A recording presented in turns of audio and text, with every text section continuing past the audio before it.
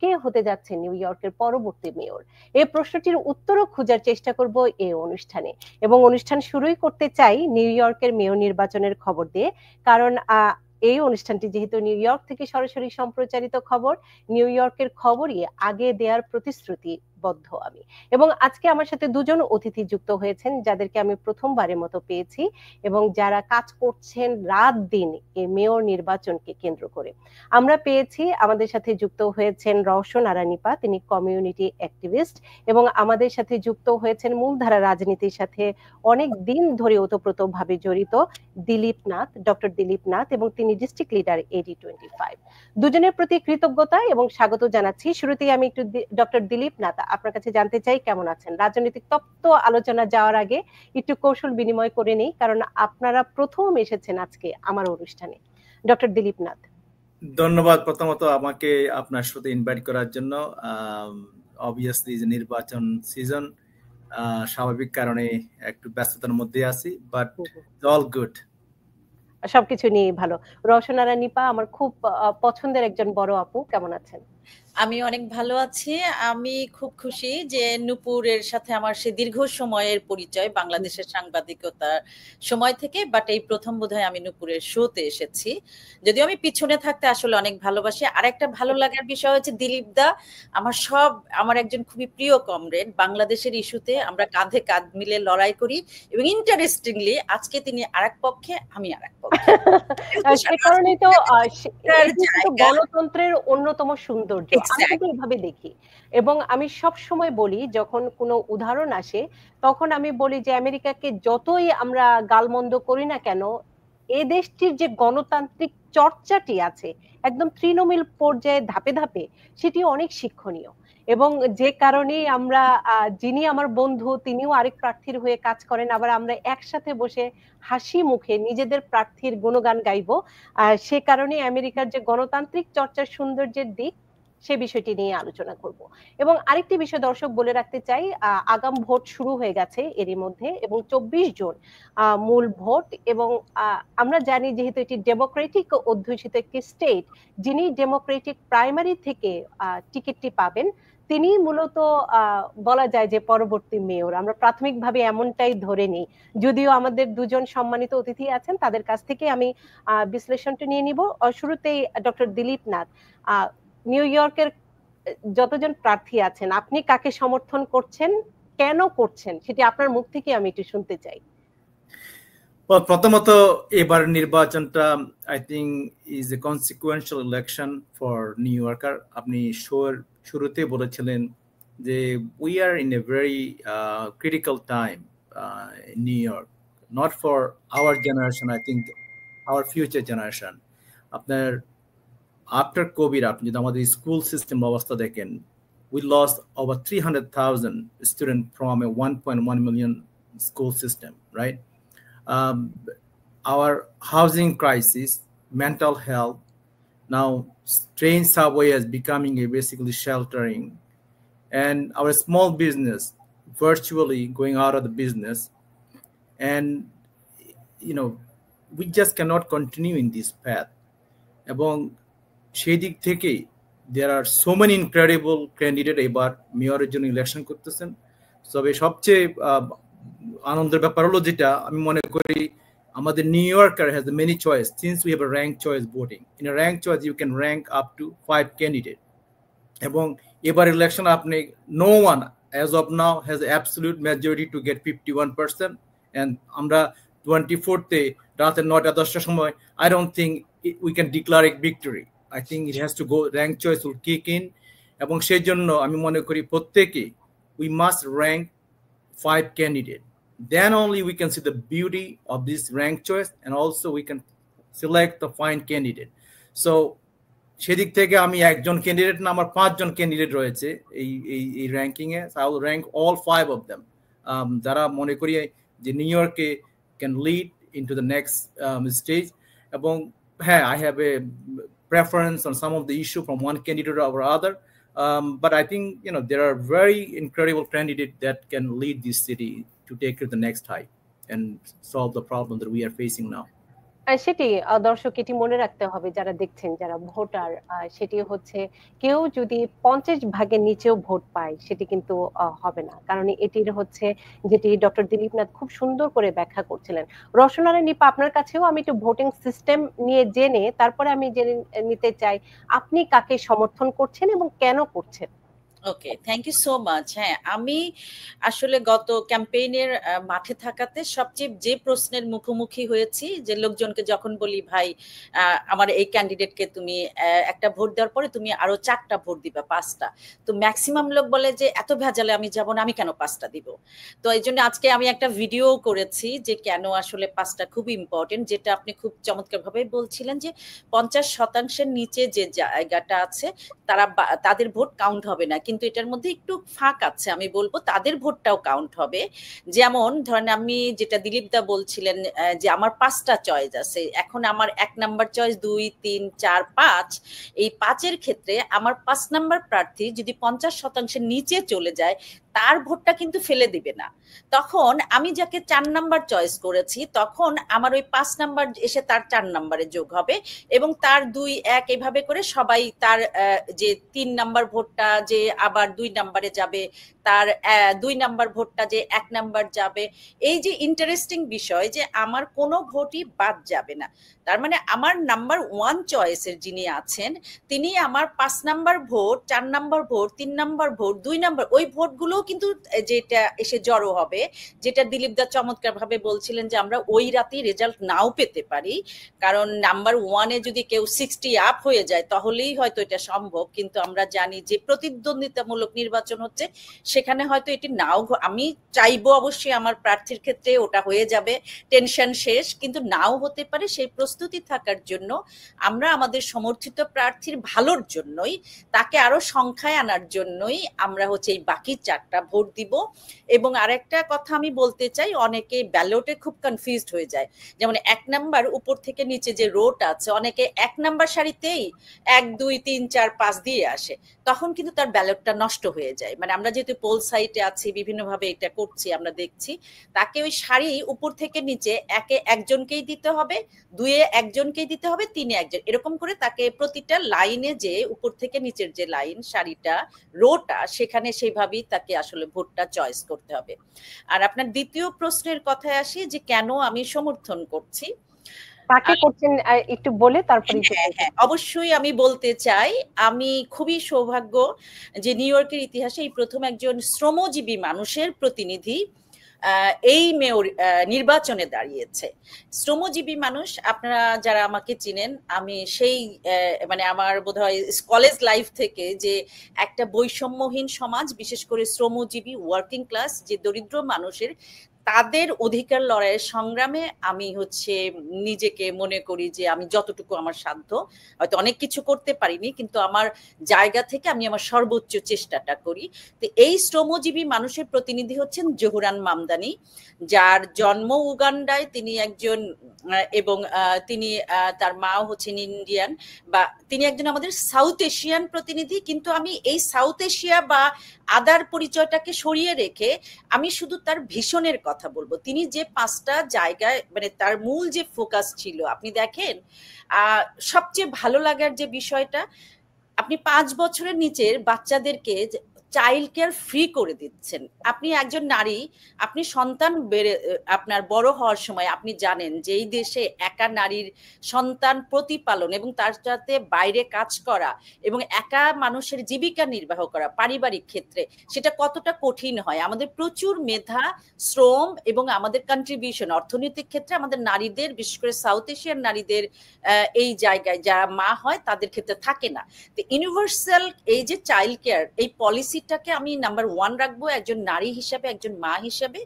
Number 2, যদি ধরেন আপনি রেন্ট ফ্রিজ, যেটাকে আমি বলবো যারা অ্যাফোর্ডেবল হাউস বা পাবলিক হাউসে থাকেন অলরেডি যারা আছেন, তাদের রেন্টটাকে আর বাড়তে দিবেন না। এবং তার সাথে সাথে ওনার আর একটা পরিকল্পনা যে একটা সম্ভবত 2 মিলিয়ন বা এরকম, আমি ভুল করেও থাকতে পারি, আমার একটু দেখে নিতে হবে, এইরকম একটা দীর্ঘমেয়াদী আবাসন পরিকল্পনা যার আছে, যেটা হোমলেসকে কেন্দ্র করে।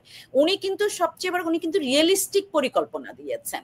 এবং এই যে ভীষণ একটা 33 বছরের যুবক যিনি শ্রমজীবী মানুষের প্রতিনিধিত্ব করছেন, তার লজিক্যাল, আপনি দেখেন আমাদের দ্রব্যমূল্য কোন জায়গায় ছুঁয়েছে, সেখানে উনি কি বলছেন, সিটির আন্ডারে সবগুলো বড়তে চিপ গ্রোসারি, মানে যেটা ন্যায্য মূল্যের দোকান দিবে, সেখান থেকে আপনি আপনার গ্রোসারি একেবারে পাইকারি মূল্যে কিনতে পারবেন।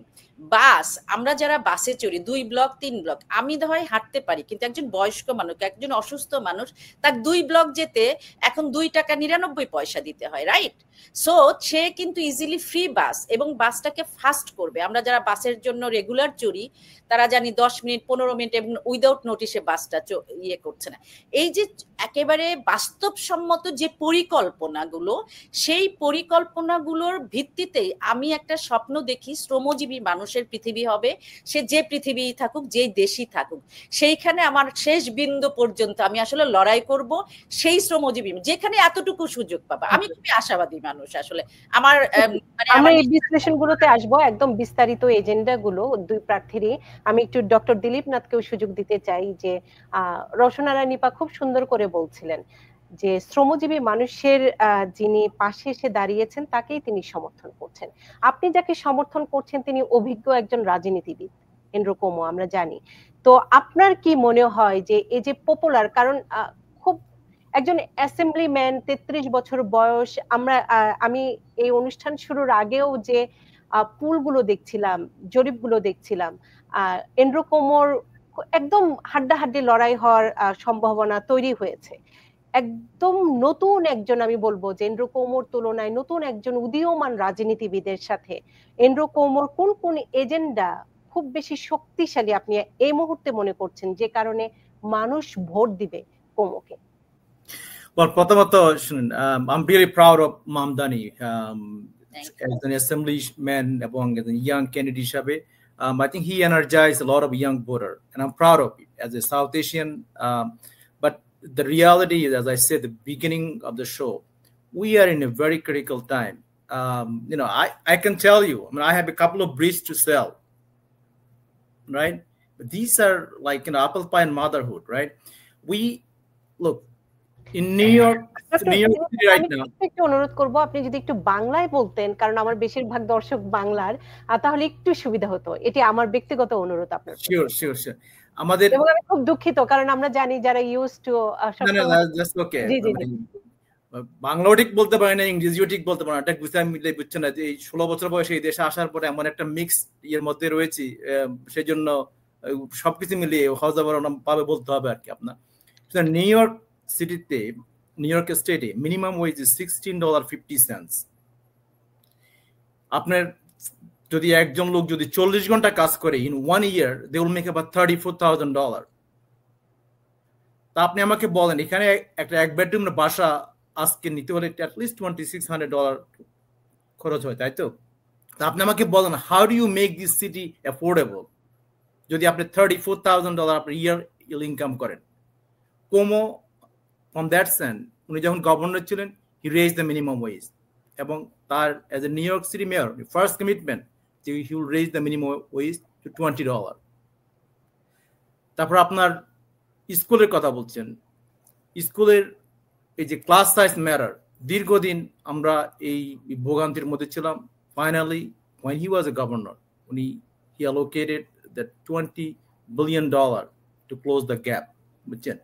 আপনার আমাদের ইনফ্রাস্ট্রাকচার, নিউ ইয়র্ক সিটি পুরা ইনফ্রাস্ট্রাকচার, রোড, বাসেস, ট্রেন, আপনি দেখেন Mario Cuomo beach, LaGuardia, JFK, second avenue subway, this are the infrastructure আমাদের যে তৈরি করেছে আন্ডার কুমো অ্যাডমিনিস্ট্রেশন। এগুলো হলো আমাদের বর্তমান এবং ভবিষ্যতের আমাদের অগ্রগতির দিকে এগিয়ে নিয়ে যাবে। তারপর আপনি বলছেন হাউজিং এর কথা, হাউজিং ইজ ভেরি চিপ, বুঝছেন? আমি হাউজিং রেন্ট ফ্রিজ করবো, rent freeze is not a solution. আপনি দেখেন যখনই আপনি রেন্ট ফ্রিজ করবেন, that means you discouraging developer other to build house, বুঝছেন?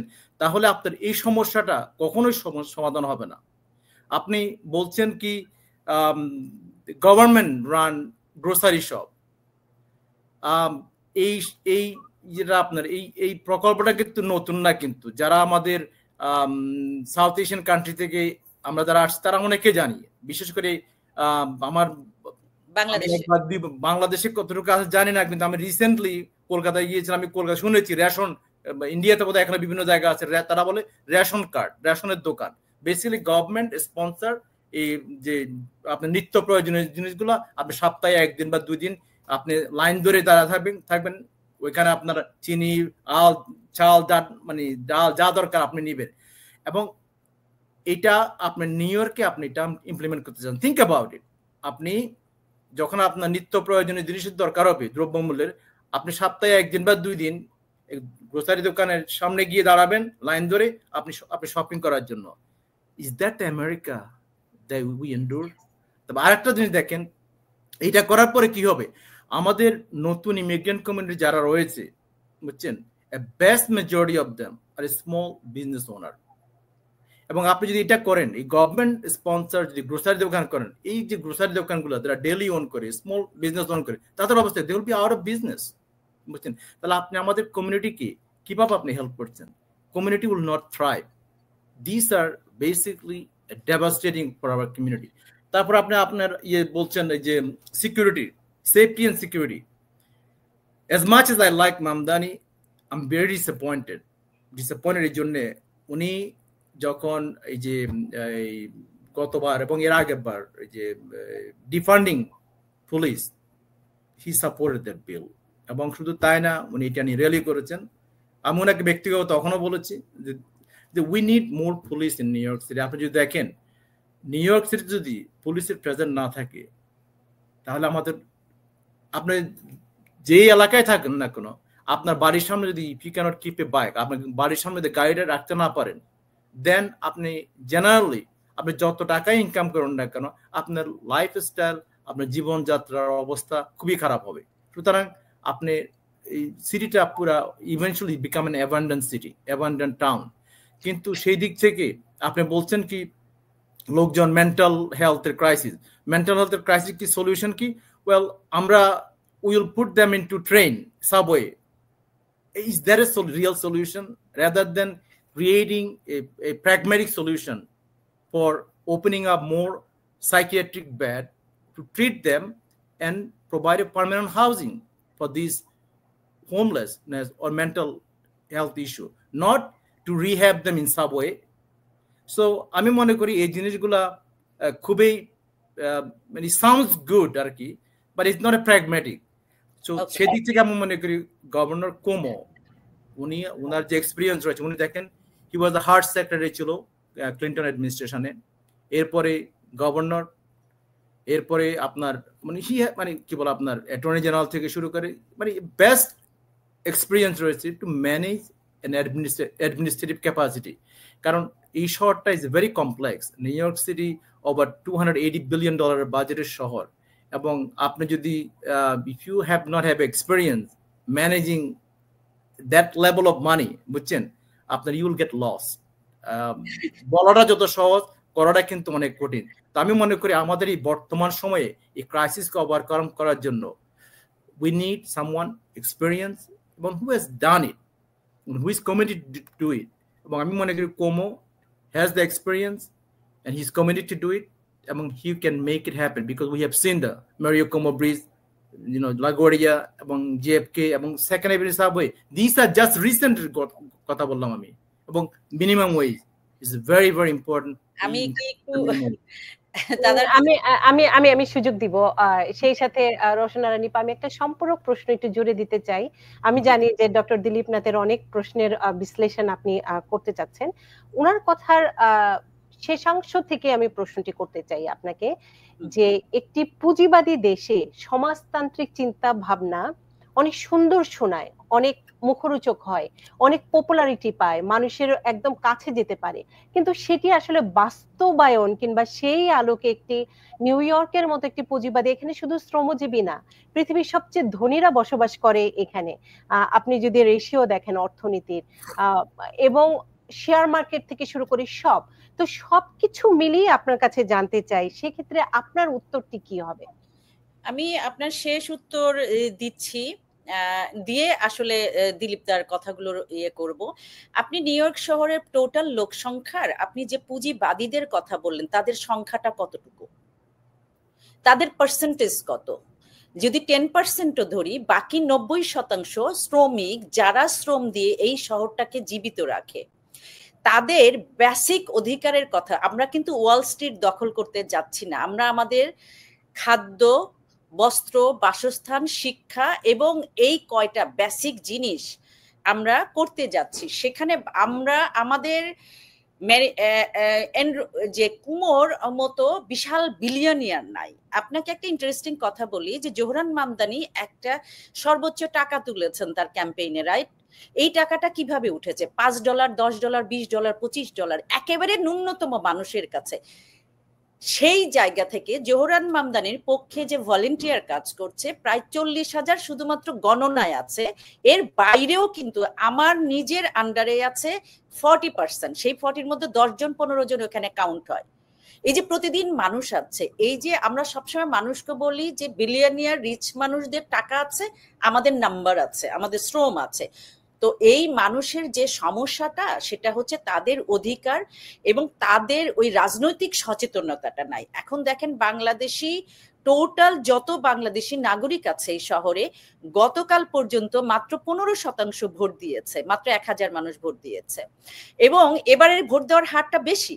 কিন্তু আমরা যখন ভোটের কাছে, কেউ ভোটের জায়গায় যায় না। আপনি যে দিলীপ দাকে এখন আমি 1 by 1 আসি, আপনি বললেন যে এই যে চিফ প্রথমত হাউজিং এর যেটা বললেন, আপনি টেনশনে আছেন রিয়েল এস্টেট ব্যবসায়ীদের নিয়ে, আমরা ওদের নিয়ে টেনশনে নাই। হ্যাঁ, কারণ আপনি যখন বললেন, আমি শেষ করি দাদা, আপনি যখন বললেন যে বিল্ডাররা মন খারাপ করবে, তাদের এটা হবে না, কিন্তু দেখেন এই যে আপনি এটা তো বিশ্বাস করেন যে আবাসন মানুষের একটা মানবাধিকার। আপনি যেটা বললেন, আপনি যে ওয়েজ বাড়াবেন 20 টাকা দিয়ে, সাথে সাথে বাড়ি ভাড়াটা নূপুর আমরা জানি যারা ভাড়া থাকি, বাড়ি ভাড়াটার সাথে সাথে লাভ দিয়ে উঠে যাবে, তাতে আমার উল্টা ফল হইলো কি? আমার প্রাপ্যটা আপনি বাড়ালেন $20, কিন্তু বাড়ি ভাড়া তখন $25 মাত্রায় চলে গেল তুলনামূলক ক্ষেত্রে। তাহলে আমি যে লাউ সেই কদু, মানে আমি যে জায়গায় আছি আমি সেই জায়গায় থাকছি। তো আর যে আপনার কুমোর যে প্ল্যান যে 10 বছর ধরে উনি এতগুলো বিল্ডিং বানাবেন, ওই বিল্ডিং এর অ্যাফোর্ডেবল হাউজের আমি একটা নমুনা দেই। অ্যাস্টোরিয়াতে একবার হয়েছিল এবং আমাদের ব্রঙ্কসেও হয়েছে। 1 স্টুডিও বেডরুম $3500 একটা প্রজেক্টে আমি তাদের ইয়েতে গিয়েছিলাম, সামনাসামনি যখন সাক্ষ্য হয়। তো 1 বেডরুম অ্যাফোর্ডেবল $3500, সেটা কোন ধরনের অ্যাফোর্ডেবল সেটাও আমাদেরকে ভাবতে হবে যে আমরা 1600, 1500, 2000, এই যে আমাদের মাসিক ইনকাম কত আমাদের শ্রমজীবী, এবং এর সাথে সাথে দ্রব্যমূল্য বাড়বে, যখন আপনি $20 ওয়েস্ট করবেন সাথে সাথে বাড়ি ভাড়া বাড়বে, আরো কিছু বাড়বে। মানে আমি একটু ক্লিয়ার, একটু পরিষ্কার হওয়ার জন্য রওশন আরা নিপা একটা সম্পূর্ণ প্রশ্ন করতে চাই। আপনি বলতে চাচ্ছেন ন্যূনতম মজুরি যদি বাড়ানো হয় তাহলে বাড়ি ভাড়াও বেড়ে যাবে, দ্রব্যমূল্যও বেড়ে যাবে, রাইট?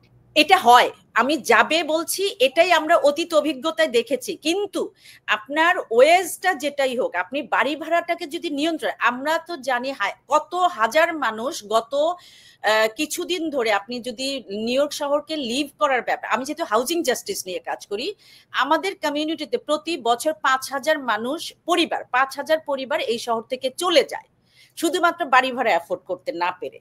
তো এই জায়গায় আরেকটা আসি, আপনি যেটা বললেন চিপ গ্রোসারি, আপনি কি কখনো, আমরা যারা নন প্রফিট মিউচুয়াল এইড চালাই প্রতি ফ্রাইডেতে, সেটা লাইন দেখেছেন? চার্চে গিয়ে দেখেছেন কখনো? কখনো দেখেছেন? আমি নিজে, আমি এইটার জায়গায় আসছি, এই যে এক্স্যাক্টলি। তাহলে আমি চিপ গ্রোসারি কিন্তু বড় লোকের জন্য দিচ্ছি না, যারা সুপার শপে বা আমি কমিউনিটি বাজারে সবচেয়ে সস্তা জিনিসটা খুঁজি, কিন্তু আমার সাথে অনেক মানুষ আছে যারা সুপার শপে এসি রুমে যা প্যাকেট নেয়, যারা ডেলিভারি নেয়, মানে তারা ডিফারেন্ট, তাদের লাইফস্টাইলের সাথে আমি আবারও বলছি, আমার মূল ফোকাস এই দেশের শ্রমজীবী মানুষের ফোকাস, যারা দরিদ্র সীমার নিচে বাস করে। এবং এটারও একটা পার্সেন্টেজ, আমেরিকার নিউ ইয়র্কে ম্যানহাটনে উচ্চ বিল্ডিং যেমন আছে তেমনি হোমলেস আছে, তেমনি এক বাসায় আমাদের বাঙালিদের মধ্যে 2 পরিবার বসবাস করে, একটা টয়লেটের লাইন দেয়। সেই পরিবারের সংখ্যাও বেসমেন্টে, আপনার মনে আছে কিনা একবার বন্যায় বেসমেন্টে পানি এসে মানুষ মারা গেছে, আমার বাসা বন্যায় ভেসে গিয়েছে বেসমেন্টে। তো এই যে মানুষগুলো, আমি তো এই মানুষের প্রতিনিধিত্ব করছি, এটা আমি কিন্তু খুবই ক্লিয়ার। আপনার ম্যারিও কুমো ব্রিজ, সেটার সাথে দুর্নীতি আছে, তার বাবার নামে সে করেছে, সেটার জন্য নিউ ইয়র্ক শহর ট্যাক্স পেয়েছে। ইনফ্রাস্ট্রাকচার, বিল্ডিং চাকচিক্য দেখা যায়, কিন্তু প্রথমে পেটের ভাত, প্রথমে আমার জীবন মান উন্নয়ন। আপনি বলেছেন জোহরান মামদানি ডিফান্ড পুলিশের কথা বলেছে, কিন্তু ডিফান্ড পুলিশের কোন জায়গায় বলেছে? আপনার কি উইন রোজারিওর কথা মনে আছে? কুইন্সে আমাদের বাংলাদেশি ছেলেটাকে কিভাবে পুলিশ এসে মেরে ফেললো, কুইন্সে, সাউথ কুইন্সে। আমি ওই কেস প্রথম হ্যান্ডেল করতে গিয়েছিলাম, এখন অন্যরা, বাট আমাদের ইয়ে থেকে করে। এই যে একটা মানসিক সমস্যার একটা ছেলে, তার মা পাশে দাঁড়িয়েছে, কে যেভাবে শুটটা, সেটার ভিডিও যদি আপনি দেখেন আপনি সুস্থ থাকতে পারবেন না।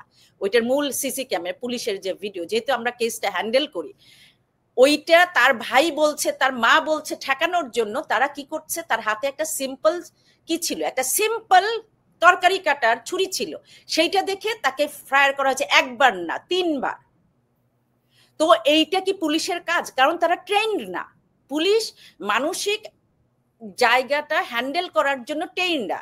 জোহরান মামদানি স্পষ্টভাবে বলছেন মানসিক স্বাস্থ্যের জন্য এক্সপার্টিস সাইকিয়াট্রিস্ট এবং ওইভাবে প্রশিক্ষিত পুলিশ এটা নিয়ন্ত্রণ। এখন একটা ডোমেস্টিক ভায়োলেন্সের কেস, পুলিশ আসে, এসে প্রথমেই আলাদা করে দেয়। এখন আমাদের কমিউনিটি আপনি you are confusing with the policy এবং যে না না, আমি পলিসির সাথে উদাহরণগুলো, বাস্তবতার উদাহরণটা দিচ্ছি, আমি পলিসি কেন প্রয়োজন সেটার সাথে দিচ্ছি। এই যে you can continue on that trail, but না না না না না, আমি যেটা বলছি দাদা, আমি তো আমি সবচেয়ে পছন্দ করি ডায়ালেকটিক্যাল ম্যাটেরিয়ালিজমের রিয়েলিস্টিক ব্যাপারটা। আপনার দুই what is realistic আমি আপনাকে বলি, I came here in 16 years old, you know what, I work hard, there is not a single odd job that you could think of I have not done. Washing the dishes, cleaning the stove. আমি দাদা আপনাকে salute জানাই, আমাদের প্রতিটা অভিবাসী মানুষের same অভিজ্ঞতা। Put myself into college and became a person who I am. Never in my life thought of the airport থেকে নামলাম আর পরের দিন হ্যান্ড আউট না। No, we must, আমরা তাহলে বাংলাদেশে থাকতে পারতাম। এই দেশে এসেছি to work hard to make a better life, আমাদের জন্য, আমাদের পরিবারের জন্য, আমাদের চিলড্রেনের জন্য। সুতরাং আজকে যদি আমাদের কমিউনিটির এবং দেখেন, মানে আমার কাছে অবাক লাগে মাঝে মধ্যে যে মানে তারা হার্ড ওয়ার্কিং এ বিশ্বাস করে না। This mentality need to change. শুনেন, হ্যাঁ আমাদের অনেকগুলো সমস্যা আছে, এগুলো ওভারকাম করে, কিন্তু শুনুন আপনি যদি ফ্রি হাউজিং শুনে, there is nothing, free housing বলছি না আমরা বলছি রেন্ট স্টে, না না না, আমরা বলছি রেন্ট ফ্রি, যেটার মানে হচ্ছে যেখানে আছে সেখান থেকে পারবে না দাদা, রেন্ট ফ্রিজের কথা বলছি, ফ্রি হাউজিং বলা হচ্ছে না। আর যেটা হচ্ছে দাদা, আমি খুবই আমি আপনাকে একটা উদাহরণ দিই, এখানে আপনি আমাদের একজন বাংলাদেশি, আপনি জাস্ট আপনার ওয়াক ইউ থ্রু, আপনি একজন আমাদের একজন বাংলাদেশি কমিউনিটির একজন লোক এদেশে এসে হার্ড ওয়ার্ক করে, বুঝছেন, একটা বাড়ি কিনলো, তার স্বপ্নের একটা 2 ফ্যামিলি মানে 2 ফ্যামিলি হাউস কিনলো। তার স্বপ্ন হলো কি একটা ফ্যামিলি নিজে থাকবে আর একটা ফ্যামিলি ভাড়া দিবে, ভাড়া দিয়ে সে মর্গেজটা কোনোভাবে পে করবে, একদিন এই বাড়িটা পে অফ করতে পারলে তার ছেলের জন্য। দাদা এখানে একটা ভুল তথ্য যাচ্ছে, আমরা যেটা বলছি সেটা প্রাইভেট হাউসের জন্য না, স্মল বিল্ডিং এর জন্য না। বলার জন্য বলতে হবে না, আপনি শুনেন না না না, আপনি পলিসিটা আবার একটু দেখেন না, রেন্ট ফ্রি, রেন্ট স্টেবলেস বিল্ডিং।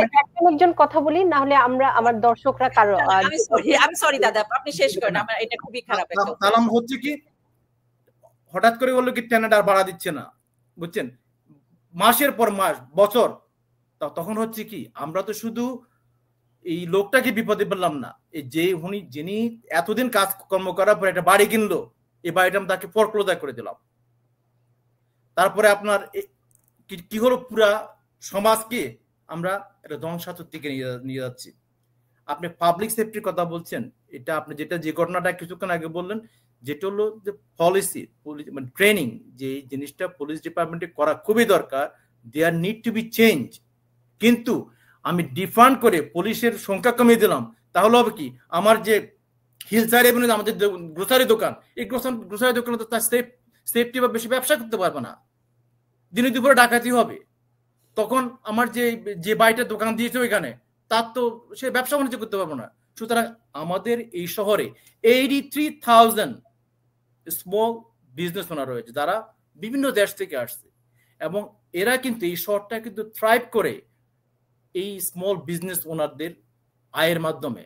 কারণ তারাই হলো basically thrive to be become a middle income family, বুঝছেন? হ্যাঁ, আপনার কি বল, আপনার ওয়াল স্ট্রিট আছে, দ্যাট ইজ ওয়ান সেগমেন্ট, কিন্তু new york in general the backbone of our economy, যারা এই মিডল ইনকাম মধ্য আয়ের, তারাই কিন্তু অন অ্যান অ্যাভারেজ বেশিরভাগ জব ক্রিয়েট করে, লো স্কিল জবগুলা। কিন্তু যখন নতুন ইমিগ্রেন্ট কমিউনিটি, আমি আমার কথাই বলছি, আমি যখন প্রথম এই দেশে আসি, আমি প্রথম দিনে কর্পোরেটে চাকরি নিয়ে নেই, স্বল্প আয়ের যে নন স্কিল চাকরিগুলা করে কিন্তু আমরা এই জায়গায় এসেছি। সুতরাং এই যদি মধ্য আয়ের ইনকামের, লো ইনকাম যদি ব্যবসা প্রতিষ্ঠান না থাকে, এবং এটা থাকার জন্য সেফটি ইজ ক্রিটিক্যাল, আপনার small business loan is very very important, বুঝছেন? এবং আপনি আরেকটা বললেন যে হাউজিং, যে মিনিমাম ওয়েজ এবং হাউজিং এর রেন্টের সাথে সম্পর্ক নাই, কিন্তু মিনিমাম ওয়েজ একজনকে স্বাবলম্বী করে। আপনার হাউজিং কস্ট, আদার কস্ট, এগুলো হলো আপনার যখন দ্রব্যমূল্যের দাম বেড়ে যাবে, ইনফ্লেশন, এবং সাপ্লাই এন্ড ডিমান্ড যদি না থাকে, then housing rent will go up. কিন্তু সর্বপ্রথম যেটা হলো আপনার যে মিনিমাম ওয়েজ, আমি যে আগে বললাম, একটা লোক নিউ ইয়র্ক শহরে এই $34,000 ইনকাম করে বসবাস করা সম্ভব না। এবং আরো দুঃখজনক হলো in America 20 state now minimum wage কত জানেন? $7.50। They make $20,000 a year। এবং এই দিয়ে তো আপনার একটা আপনার পরিবার উন্নতির দিকে অগ্রসর হতে পারে না, বুঝছেন না? সুতরাং আমাদের এই জিনিসগুলা আপনার ফিক্স করতে। আরেকটা বলুন যে শুনেন, free transportation, I am all for it, কিন্তু কত কে পে করবে? এটা পে করবে কি? You and I have to pay for this, বুঝছেন? এবং এটা করতে ধরুন কি, দেন আমরা অটোমেটিক ট্যাক্স বাড়াই দিতে হবে আমাদের। আপনি তারপরে বললেন যে হ্যাঁ, আমদানি অনেক টাকা রেজ করছে। শুনেন, নিউ ইয়র্ক সিটিতে campaign finance is 1 to 8 match. তার মানে আপনি $1 ক্যান্ডিডেটকে দিলে ক্যাম্পেইন ফাইন্যান্স ম্যাচ $8। এবং এই $8টা কি কোথা থেকে আসছে? এই those $8 you and I paying for it, বুঝছেন? সুতরাং আমাদের কথা হলো যে আমাদের এই ক্যাম্পেইন ফাইন্যান্স, হ্যাঁ আমরা campaign full support of the campaign finance matching fund, কারণ তাহলে হবে কি, মামদানির মতো, আমার মতো আরো যারা আছে, আমাদের ইলেকশন করার সুযোগ, গণতন্ত্রে পার্টিসিপেট করার সুযোগ হয়। কিন্তু সেই তার মানে এই নয় যে আমরা যে উনি $8 million রেজ করেছে, এইটা কিন্তু আমাদেরই টাকা, সবারই টাকা, এভরিওয়ান। নিপার কথাই একটু শুনি এখন। লাস্ট কথাটাই বলছি, এটা আমাদের টাকা। সেই কারণেই প্রতি রক্তে ঘামে আমরা শুধু বছরে ট্যাক্স দেই না, আমরা প্রতি রক্তে ঘামে প্রতিটা জিনিসের সাথে। সেই কারণেই এই অধিকারগুলো চাওয়া, এটা শুধু বিলিয়নাররা দেয় না। আমরা কোভিড এর পরে দেখেছি বিলিয়নার, বড় বড় ফ্লাইট ডিপার্টমেন্ট, তারা হচ্ছে পুরোটা ভর্তুকি পায়। কিন্তু যখন প্রশ্ন আসে যে হচ্ছে $2 স্টিমুলাসের, এখন আমি আপনাকে যেটা স্মল বিজনেস, আপনি দাদা আমি ভুলে যাওয়ার আগে বলবো, এটা খুব ভালো বলেছেন। স্মল বিজনেসের ক্ষেত্রে জোহরান মামদানি চমৎকার একটা জিনিস বলেছেন। দেখেন, আমাদের স্মল বিজনেস গুলো কমিউনিটিতে সবসময় ফাইন খায়, বিশেষ করে রেস্টুরেন্ট বা বিভিন্ন জায়গায়। সো তারা এই ফাইন দিতে দিতে অস্থির হয়ে যায়। মামদানি যেটা বলেছে, তিনি ফাইনটাকে প্রথমবার করবে না, অর্ধেক করে দেবে, কিন্তু তিনি সিটির লোক দিয়ে এটাকে ফিক্স করে দেবে তাদের ইস্যুগুলো। এরপরে আসেন প্রাইভেট হাউসের কথা। আমি আবারও বলছি, রেন্ট স্টেবিলাইজ হচ্ছে আপনার বড় স্টেবিলাইজ অ্যাপার্টমেন্ট গুলোর জন্য। এটা আমাদের স্মল ল্যান্ডলর্ডের জন্য না, 2 বাসা 3 বাসার জন্য না, এটা হচ্ছে বড় অ্যাপার্টমেন্ট যারা রেন্ট স্টেবিলাইজ অলরেডি আছে তাদের জন্য, সরকারি বাসাগুলোর জন্য। আর আপনার স্মল যারা ল্যান্ডলর্ড আছেন তাদের সবচেয়ে বড় সমস্যা আমার মনে হয় কন এডিসন বিলটা, ইউটিলিটি বিল। তাদের বাসায় যেমন এই শীতেই আমাকে প্রায় $1,500 ইউটিলিটি বিল দিতে হয়েছে গ্যাসের কারণে। যেটা মামদানি বলেছে যে গত বছরগুলোতে কন এডিশন 65% ইউটিলিটি বিল বাড়িয়েছে আপনার আগের বছরের তুলনায়। এই যে অযৌক্তিক, এবং সিটির আন্ডারে এখন এই যে সমস্ত যে সেবাদানকারী সংস্থাগুলো, এগুলো কিন্তু এজেন্ট, এটা সরকার নিয়ন্ত্রণ করে না, এরা প্রাইভেটাইজেশনে দেওয়া। তো এই প্রাইভেটাইজেশনের মূল লাভটা করে তারা। তো এখানে যখন আপনি সরকারের নিয়ন্ত্রণে, এটা একটা নিয়ন্ত্রণযোগ্য, আপনার যখন ইউটিলিটি বিল কমে আসবে এবং যৌক্তিক জায়গায় আসবে, তখন আপনি সুফল পাবেন এবং আপনার ভাড়াটে নিয়ে তো কোনো সমস্যা হচ্ছে না। আমাদের যারা ইমিগ্রেন্ট কমিউনিটি, তাদের একটা 2 multi house family, single house, something like that. আমরা বিশাল বড় রিয়েল এস্টেট না যে আমাদের 100টা থাকবে, এটাও হয়তো কারো আছে কিনা আমি জানি না, আমার খোঁজ নাই। কিন্তু তার মানে কি আমার বেশি, আমি কিন্তু বারবার বলছি দাদা যে আমি বেশিরভাগ মানুষের বেনিফিটটা দেখছি। আমার স্বপ্নে, আমার এদেশে, আপনি খুব চমৎকার ভাবেই বলেছেন, আমরা এদেশে আসি আমার পরবর্তী জেনারেশনের সবচেয়ে বেশি কাট হয়েছে গত কয় বছরে স্কুল ফান্ড, লাইব্রেরি রবিবার প্রায় বন্ধ হয়ে যাওয়ার অবস্থা, এই যে এডুকেশন বাজেট এবং আমাদের ইয়াং জেনারেশনের সামার প্রোগ্রাম, এগুলো সবকিছু নিয়ে মামদানির কিন্তু চমৎকার একটা প্ল্যান আছে। এবং সেই প্ল্যানটাকে আমি যেটা বলছি, এইটা স্বপ্নের মতো মনে হয় আমরা বিশ্বাস করতে, কারণ আমাদের একটা ধারণা আছে যে যারা অভিজ্ঞ তারা কিন্তু ওই প্রথাগত জায়গায় নতুন কিছু দেখায় না। যেটা আপনি দাদা বললেন চমৎকার ভাবে, ইয়াং জেনারেশনকে একটা ইন্সপিরেশন। আমরা এই দেশে এসেছি আসলেই একটা, আমরা কি এই দেশে মিউচুয়াল এইডের লাইনে দাঁড়ানোর জন্য এসেছিলাম দাদা? আর আপনি যে বললেন যে আমরা হার্ড ওয়ার্কিং না, আমি তো একটা মানুষকেও দেখি না দাদা যে তারা হার্ড ওয়ার্ক করে না। আমি তো কিন্তু আমরা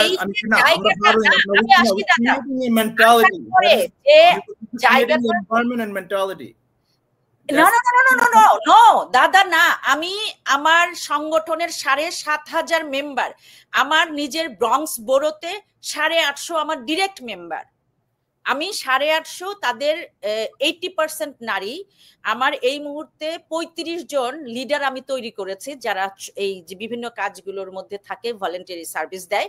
তাদের জায়গায় এসেছি, তাদের চেহারা দাদা, আমি প্রতি সপ্তাহে 3টা বাড়ি ভিজিট করি, আমি মাঠে থেকে কথা বলছি দাদা, আমি পলিটিশিয়ান না, আমি গ্রাসরুটের ওই জায়গা থেকে আমার মেম্বারদের নিয়ে কথা। আপনি আমাকে সোশ্যাল, আপনি আমাকে কখনো পেলে আমি আপনাকে ছবি পাঠিয়ে, আমি আপনাকে একটা কথা বলি, আপনি স্কুলের কথা, আমি ভুলে যাওয়ার আগে, আপনি স্কুলের কথা বলছেন, আমাদের কমিউনিটি, আমি অন্য কোন কমিউনিটির কথা বাদ দিয়ে দিন, জাস্ট আপনি বাংলাদেশি কমিউনিটির কথা যদি ধরে রাখেন, আমাদের এই যে অতি সাধারণ পরিবারের ছেলেমেয়েরা খুব ভালো ভালো ইউনিভার্সিটি কলেজে ভর্তি হয়েছে, মানে আইভি লীগ কলেজ থেকে, তাদের পক্ষে কিন্তু এই ছেলেমেয়েগুলো কিন্তু আইভি লীগ কলেজে পড়ার মতো সামর্থ্য নাই। এবং সম্ভব হয়েছে আমাদের নিউ ইয়র্ক সিটিতে স্পেশালাইজ হাই স্কুলের বদৌলতে। এবং স্পেশালাইজ হাই স্কুলগুলা যে আমাদের মানে আমাদের কমিউনিটির স্বপ্নের মতো, একটা ছেলে যখন স্পেশালাইজ হাই স্কুলে ভর্তি হয়, আমরা অটোমেটিক ধরে নিতে পারি এই ছেলেটার মেয়েটার ভবিষ্যৎ একটা অন্য জায়গায় নিয়ে যাবে তাকে, এবং সেটাই আমরা এক্সাম্পল প্রতি বছরে দেখতে পাই। আপনি যাদের কথা বলছেন, না আপনি না, এটা দিস ইজ, আমি serve in the CEC for 8 years, this is the real issue আপা। আপনার ওরা বললো কি স্পেশালাইজ হাই স্কুল আমাদের দরকার নাই, না আমিও বলি দরকার নাই, পাবলিক স্কুলটাকে বেটার করেন না কেন? আপনি পাবলিক স্কুল দিয়ে আসেন, আমি আমেরিকার স্কুলে পড়ি, সেখানে আমার কেন, I'm not spending another 100 years to talk about that. No, this is USA, right? This is New York. আমি যখন নিউ ইয়র্কের সরকারি স্কুলে পড়বো, তার লেভেলটা নিউ ইয়র্ক আমেরিকান হইতে হবে, কেন আমাকে প্রাইভেটে আবার টাকা খরচ করে যেতে হবে? দ্যাট ইজ বৈষম্য, that is discrimination. Socialist agenda Mamdani যেটা বলতেছে, তারা একটা বাচ্চা স্পেশালাইজড স্কুলে যাবে, তারপরে তাদের মেন্টাল প্রবলেম হয়, তার সাথে আবার টিউশন লাগে, এই যে টিউটর সিস্টেমে ডেভেলপ করেছে, দ্যাট ইজ দ্য পুঁজিবাদী ধারা। এটা আমার পুঁজিবাদী না, আপনারা শুনে এই যে একটা হাইপোথেটিক্যাল হোলসেল কথা বলতে হবে না আপা।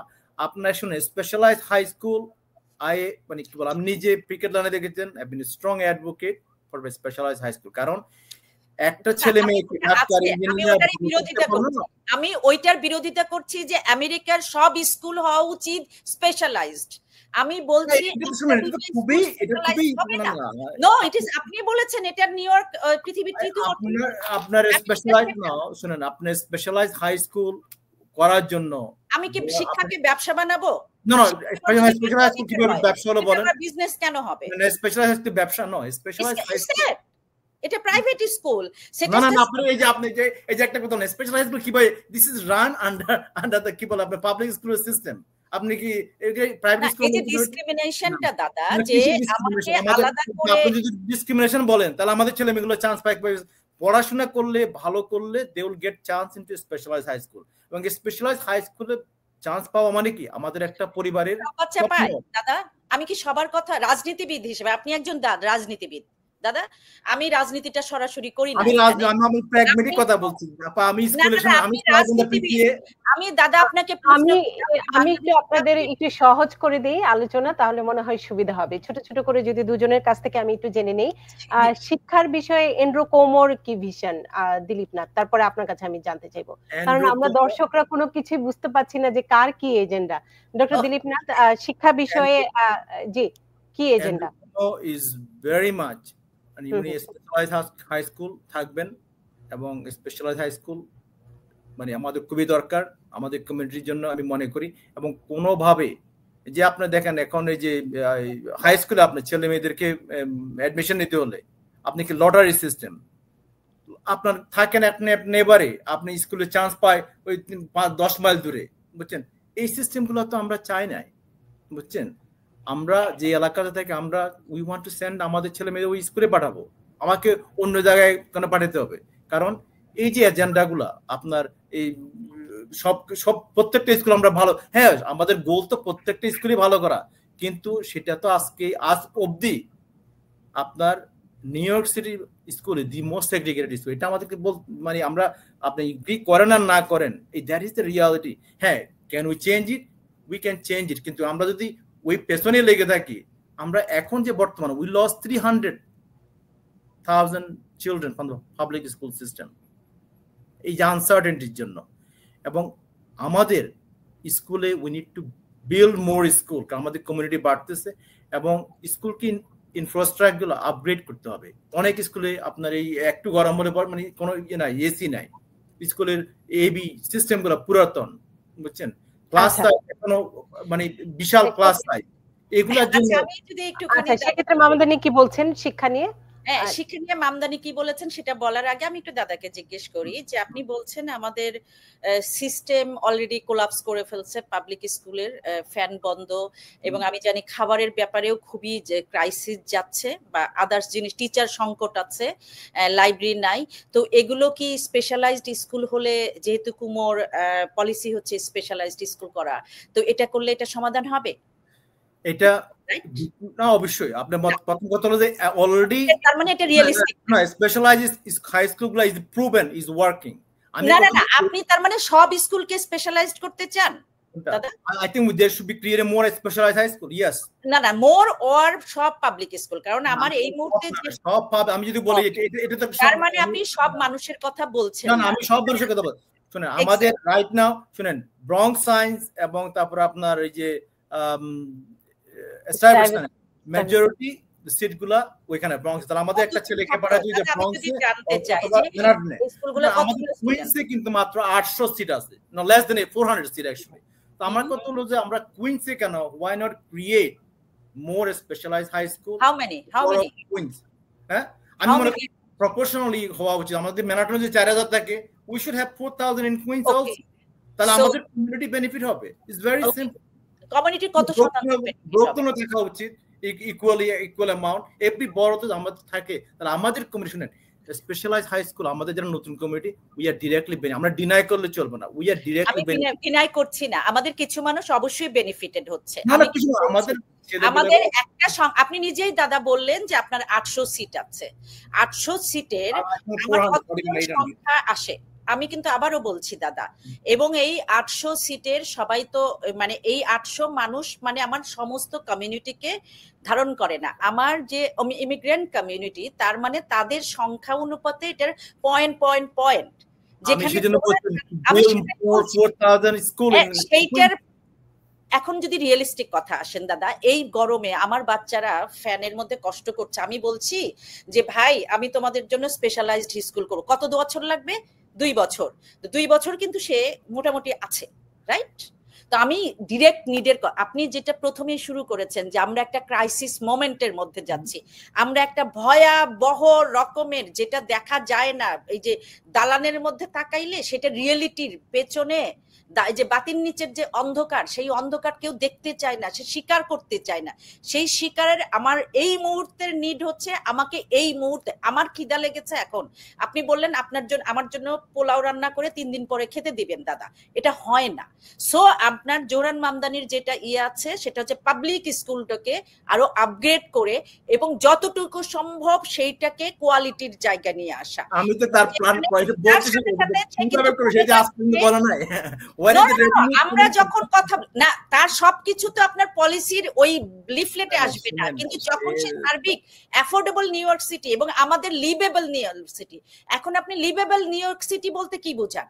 লিভেবল নিউ ইয়র্ক সিটির মধ্যে আমি বলেছি যে আমাদের বেসিক 5টা, খাদ্য, বস্ত্র, বাসস্থান, শিক্ষা, এই যে জিনিসগুলো, এইটা বেসিক নিড। এই নিডটা আমাকে এই মুহূর্তে পূরণ করতে হবে যতটুকু সম্ভব।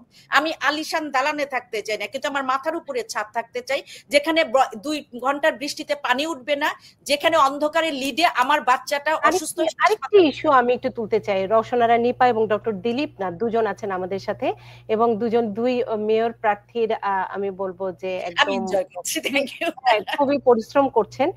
নিউ ইয়র্কের আরেকটি বড় সমস্যা আমরা যদি বলি, নিরাপত্তার একটু বিষয়টি আছে। রওশনারা নিপাও হয়তো এগ্রি করবেন, কারণ আমি ম্যানহাটন যাচ্ছি নিয়মিত, আমি জানি যে সাবওয়ে কিংবা বাস নিরাপত্তার ক্ষেত্রে ডক্টর দিলীপ নাথ, এন্ড্রু কুমো কি প্রতিশ্রুতি দিয়েছেন? আমি দুজনের কাছ থেকে নিব। আমাদের বেস্ট মেজরিটি আমাদের কমিউনিটির লোকজন আর স্টাফ হ্যাঙ্গার, বুঝছেন, depending on the public transportation. এবং পাবলিক ট্রান্সপোর্টেশনে যদি সেফ না থাকে, দ্যাট মিনস আমাদের কর্মসংস্থানের, আমরা দূরে কর্মসংস্থানের চিন্তা ভাবনা করতে পারি না, লেট নাইটে চলাফেরা করার চিন্তা ভাবনা করতে পারি না, কারণ কাজটা তো শুধু দিনের বেলা থাকে না, 24 আওয়ার সিটিতে আমাদের 24 আওয়ার নিরাপদভাবে চলাফেরার ব্যবস্থা থাকতে হবে। এবং সেটার জন্য কি আমাদের আরো নিরাপত্তা জোরদার করতে হবে। আমরা যদি তাকে ডিফান্ড করে দিই, ফান্ডিং যদি অ্যালোকেট না করি, নিরাপত্তা এমনিতে আসবে না। সুতরাং সেদিক থেকে আমি মনে করি Como his heart on the right place. এবং অন্য দিক থেকে নিপাবা যেটা বলছেন পুলিশের ইনসিডেন্ট, ইয়েস আই এগ্রি, পুলিশের অনেকগুলা আগে নিয়ম কানুন, তাদের বেশি আমি বলি তাদের পলিসি, তাদের যে enforcement policy, that needs to be train.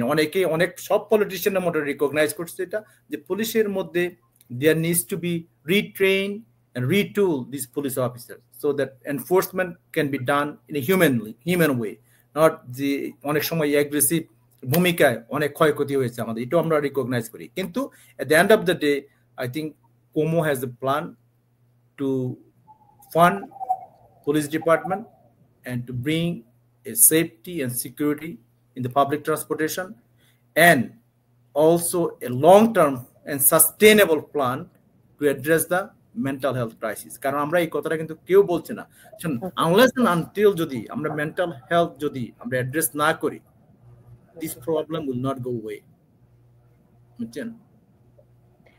এক্ষেত্রে আমি একটু রওশনারা নিপা আপনার কাছে যেতে চাই, যে মামদানির প্রতিশ্রুতি, নিউ ইয়র্কের নিরাপত্তা।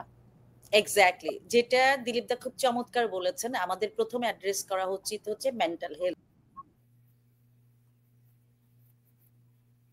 শহরে আমরা দিন রাত এমন পরিশ্রম, এমন একটা আমরাও কিন্তু একটা মেশিন, আমি যেটাকে বলি আমরা একটা আধুনিক দাস, যেটাকে আমি ইচ্ছা করে এই দাসখত নিয়েছি আমার বেটার লাইফের জন্য, কিন্তু আমি এই বেটার লাইফ আসলে অন্ধকারই দেখি, আমি দিন দেখি না, সূর্য দেখি না, বা লাইক দ্যাট। সেখানে মেন্টাল হেলথের এই যে দৌড়টা, এই যে কম্পিটিশন, যেটা দাদা বলতেছেন আমাকে আইভি লিগে যেতে হবে, আমাকে এটা করতে হবে, এই দৌড় দিতে দিতে আমাদের মানসিক অবস্থাটা প্রতিটা জায়গায়, এবং যে আশা নিয়ে এসেছে দিনরাত পরিশ্রম করে সেই প্রত্যাশার জায়গায়, এখানে ডিফান্ড যেটা উনি ভুল ব্যাখ্যা করেন, এবং প্রতিটা মানুষই ভুল ব্যাখ্যা করেন। ডিফান্ডের আন্দোলনে আমি একজন রাস্তার সৈনিক বলতে পারেন, খুবই আলবেনি থেকে শুরু করে ঘেরাও সিটি হল সবই দেওয়া হয়েছে। ডিফান্ডের যে কথাটা আমরা বলি সেটা হচ্ছে পুলিশ কোনোভাবেই মানসিক স্বাস্থ্যের যে মানসিক যে অসুস্থ তাদেরকে হ্যান্ডেল করতে পারবে না।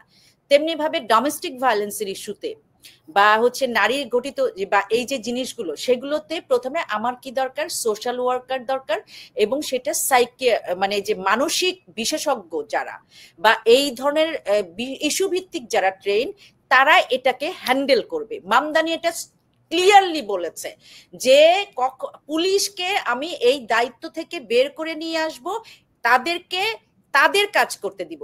তারা কেন তারা হচ্ছে, আপনি দেখেন যেটা উনি বলল যে আমার কমিউনিটির দোকানগুলো নিরাপত্তায় হীনতায় ভোগে কারণ পুলিশ নাই।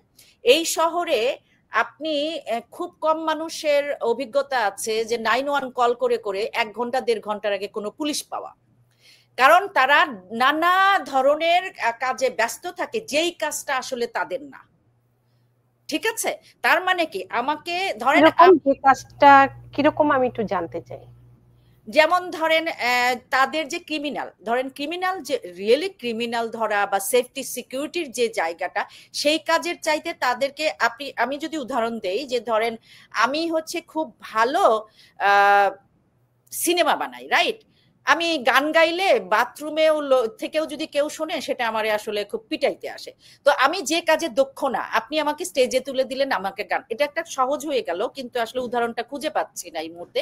তার মানে আমি যে কাজে দক্ষ না, আমি যে কাজে ট্রেন না, যেটা দিলীপ দাও বলেছেন তাদেরকে ট্রেন, কিন্তু এটা পুলিশদেরকে না।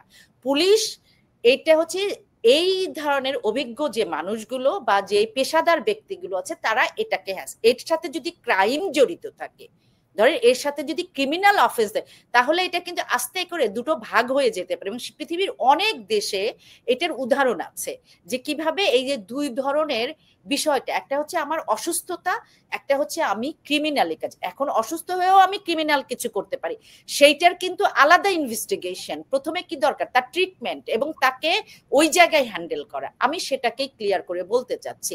আমরা কেউ বলছি না যে পুলিশের দরকার নাই, অফকোর্স পুলিশের দরকার আছে। না নিপা, যে জিনিসটা শুনেন, আমি বলি যে আপনারা যেটা জিনিসটা কনফিউজ করে বলছেন যেটা, এবং আমি বলি আপনার লোকাল প্রিসেন্টে একটা পুলিশ ডিপার্টমেন্ট শুধু 911 কল করলেন একটা ক্রাইম বন্ধ করার জন্য, তার পুলিশ ডিপার্টমেন্ট অনেকগুলো সেক্টরে বিভক্ত। আমি সেই তারপরে আপনার সেই সেক্টরটাকে কমানো যায়। এবং ব্যাপার হচ্ছে আপনার প্রিসেন্টে যদি আপনার আগে 30 জন পুলিশ ছিল, এখন আপনার এটাকে কাট করে আপনি 10 জনে নিয়ে আসেন, তখন কি হবে? ওই একজন পুলিশ অফিসারকে 3 রকমের কাজ করতে হবে। আগে যেটা সে দাদা আমি ওটাতেই বলছি যে আমার 10 জন পুলিশকে পুলিশের কাজ করতে বলেন, কিন্তু 10 জন পুলিশের মধ্যে 2 জন বা 3 জনকে মেন্টাল হেলথ হ্যান্ডেল করতে বলেন। আপনি যদি পুলিশের ফান্ডিং যদি কাট করেন, যেটা হচ্ছে না না আমি ফান্ডিং এর কাট কথা বল, আমরা ডিফান্ডিং পুলিশ এই জায়গা থেকে সরিয়ে এটা আমরা এই ডিবেটটি আজকে না করি, কারণ ডিফান্ডিং পুলিশের অনেক বড় বিশ্লেষণ, সেই বিষয়ে আমরা একদম অনুষ্ঠানে ডিফান্ডিং পুলিশের ইজ মোটা কথা বললো আমাদের $1 মিলিয়ন তো ইনভেস্ট করি, এই টাকাটা আমরা ওইখানে পুলিশকে না দিয়ে আমরা অন্য এজেন্সিকে দিব। দাদা প্রজেক্ট ওয়াইজ বলা হচ্ছে মেন্টাল হেলথের যে ফান্ডটা পুলিশ পায় সেই মেন্টাল হেলথের কাছে যাবে। পুলিশকে আরো প্রশিক্ষিত করা দরকার, অবশ্যই পুলিশের প্রয়োজনীয় আমরা দুই প্রার্থীর দুই ধরনের যে ডোমেস্টিক ভায়োলেন্স বুঝছেন, এটার কারণে বুঝছেন দে কল 911, পুলিশ ইনভলভ হচ্ছে, আমাদের পরিবারের অনেক ক্ষয়ক্ষতি হচ্ছে। কিন্তু আজকে যদি আমরা এবং রওশনারা নিপা আমরা আজকের মতো একটু শেষ প্রান্তে, কিন্তু আমি শেষ করতে চাই যেহেতু আগাম ভোট চলছে এবং 24 জুন আমাদের একটু আহ্বান জানাতে হবে কোথায় কিভাবে ভোট দিবেন এবং কোন উপায়ে দিবেন এবং ভোটটি কেন গুরুত্বপূর্ণ। ডক্টর দিলীপ নাথকে দিয়ে শুরু করতে চাই, একটু ছোট্ট করে একদম অনুষ্ঠানের শেষ প্রান্তে। আমরা প্রথম কথা হলো যে ভোটিং ইজ ভেরি ইম্পর্টেন্ট। আমরা যতই চিৎকার করি না কিন্তু আপনার রাইটস, আপনার আমাদের অধিকার আদায় করার জন্য আপনি ভোট না দেন আপনার অধিকার আপনার কথা কেউ শুনবে না। সুতরাং আর্লি ভোটিং চলতেছে, 24 তারিখ হলো last day for the voting. আমি মনে করি সবাই আপনি যাকে পছন্দ তাকেই ভোট দিবেন, কিন্তু I am ranking Andrew কুমো as a number 1। I am also ranking Mamdani and 4 other candidate, কারণ আমি মনে করি 5 জনকেই র্যাঙ্ক করলে at the end of the day we can find a good candidate. কিন্তু the most important thing is you must go out and vote. আমাদের community sadly but 7-8% people মানে vote Bangladeshi community vote দেয়, which is really sad.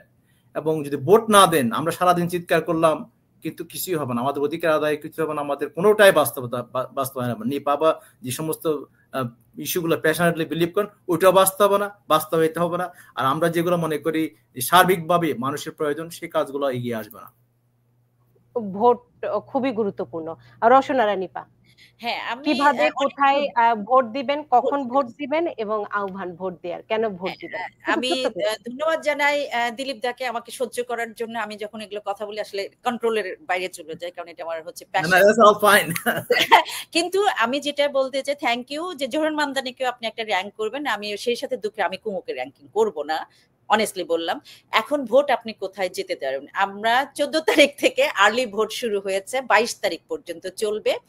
এবং এই early ভোটটা আজকে ছিল সকাল 9টা থেকে 4টা, কালকেও হচ্ছে সকাল 9টা থেকে বিকেল 5টা পর্যন্ত চলবে। পরশু রবিবার পর্যন্ত আপনারা আর্লি ভোট দিতে পারবেন, সকাল 9টা থেকে 5টা। কিন্তু এখানে আর্লি ভোটের ক্ষেত্রে একটু মনে রাখতে হবে, আপনার রেগুলার ভোট কেন্দ্রে হয়তো ভোটটা হচ্ছে না। আপনি হচ্ছে এই যে election.gov অথবা গুগলে, আমি যেটা করি মানুষকে বলি, আপনি ভাই গুগলে লিখেন where is my polling centre, early polling centre, আপনি শুধু এই লাইনটা লেখেন। আমার ধারণা বাংলায় লিখলেও আপনি পাবেন। ওটা লিখলেই আপনি একটা লিঙ্কে যাবেন এবং সেখানে আপনার অ্যাড্রেস দিলে আপনাকে আর্লি পোলিং সেন্টারটা দেখিয়ে দিবে। একটা অনুরোধ করব, আপনারা পারবেন আর্লি ভোটটা দিতে, কারণ মঙ্গলবার বলা হচ্ছে 100 ডিগ্রির উপরে তাপমাত্রা থাকবে। এটা নিউ ইয়র্কের বোধহয় 100 বছরের ইতিহাসে মেয়র ইলেকশন এইরকম হাড্ডাহাড্ডি হচ্ছে। মানুষের যে উৎসাহ, সেটাকে সেলুট জানাই। কিন্তু শুধু উৎসাহ দেখালেই হবে না, কার্যকর করতে হবে, যেটা দিলীপ দা খুব ভালোভাবে বললেন। আমাদের 10-15% বেশি মানুষ ভোট দিতে যায় না। এইবার আমরা ব্রেক করতে চাই আমাদের জায়গা। আপনারা আর্লি ভোটটা দিবেন। মঙ্গলবারে সারাদিন ভোট চলবে, সকাল থেকে রাত 9টা পর্যন্ত আসবেন, ভোট দিবেন। জোহরান মামদানিকে অবশ্যই 1 নাম্বার র্যাঙ্কিং এ ভোট দিবেন, বাকি 4টা ভোটও অবশ্যই অবশ্যই দিবেন, কারণ এটা একটা বিশাল চমৎকার বিষয় যে আমরা 5 জন পছন্দের। এবং ওই বাকি 4টা ভোট, এটা কোনো না কোনো ভাবে আপনার 1 নাম্বার যিনি জিতবেন তার কাছে এসে কিন্তু জড়ো হবে। আসলে আপনার ওই প্রথম পছন্দের কাছে এসে বাকি ভোটগুলো জড়ো হবে। এটা বলার বিস্তারিত সময় এখন নাই। তো অনেক অনেক অনেক ধন্যবাদ। আশা করছি এবার আমরা রেকর্ড ব্রেক করব। আমরা আমাদের স্বপ্নের নিউ ইয়র্ক সিটি গড়তে জোহরান মামদানি